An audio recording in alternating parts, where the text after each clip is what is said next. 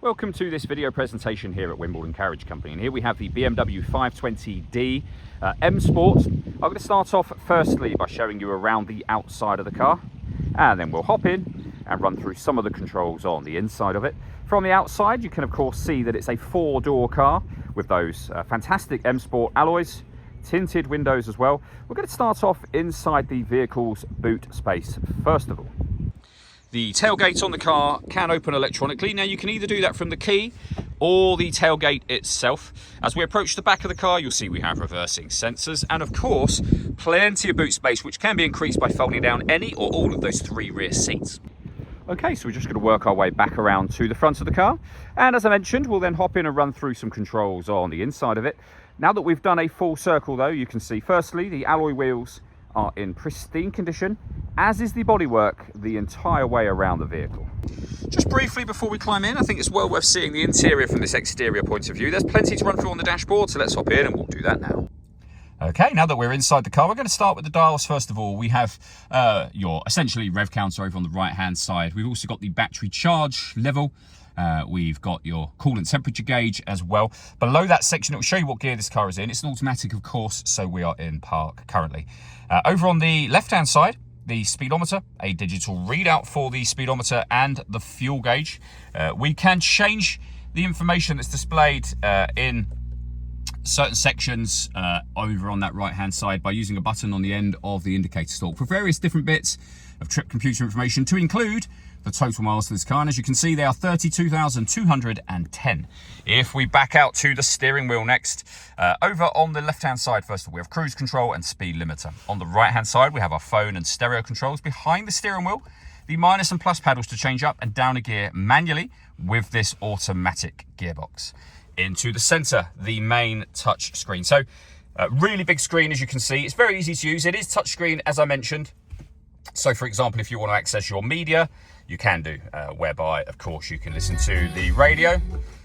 You can access your FM, DAB and AM radio through here. You can save radio presets. We've also then got Bluetooth audio.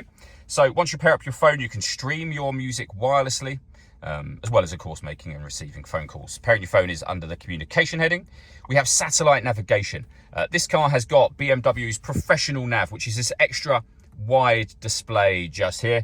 You can break it off into segments if you wish to. You can obviously input a destination, or you can have the whole screen displayed as your single map view. Now I've mentioned that it is touchscreen, but you can now see that I'm making movement without touching the screen. So this car has something called the iDrive system, which is essentially this dial. The buttons that surround it will take you into the menus highlighted on them, but you can do everything from the dial, and it's far easier to use this, in my experience, whilst driving than it is to use the touchscreen. So for example, you could rotate it to car, push that button down. We are now in the car menu. So various settings, also where you'll find your vehicle status as well. And it will show service is up to date, when your next service is due. You can come back out to the main menu. You can also access Apple CarPlay and Android Auto from here, as well as any other BMW friendly apps that you might want displayed on the screen. On top of all of that, we have a full color reversing camera, as you can see, and a visual guide over on that right hand side to the parking sensors themselves. And you can see the other options available to you, to include park assist. So the car can help park by taking control of the steering, and you can switch that on or off as you like. And of course, you can come back out to the main menu at any time as well. Working our way down, we have the main volume for your stereo, which I just did just a moment ago. We have dual zone climate control, so you can adjust the passenger and driver temperature. You can increase and decrease the fan speed for both driver and passenger as well. You can turn your air conditioning on, in this case, same button to turn it off again, or hit auto. The car will take control for me, the driver, to maintain this temperature, and you can do exactly the same thing for the passenger side. So it's now taking control of the fan speed and direction of the air. You can manually override by either adjusting the fan speed or direction of the air, again, for both sides independently of one another. Below that, we have this massive storage section which opens up to reveal wireless phone charging, USB input, 2 cup holders and a 12-volt charging socket.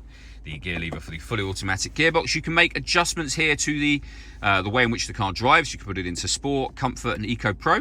We can turn off our traction control. We have an electronic handbrake with an auto hold function, and you can turn your sensors on and off as well. all that leaves me to say is thank you for taking the time to watch this video. If you'd like to come and see the car for yourself and have a test drive, or you'd like a live bespoke video tour, please feel free to give us a call here at Wimbledon Carriage Company. We'd love to hear from you soon.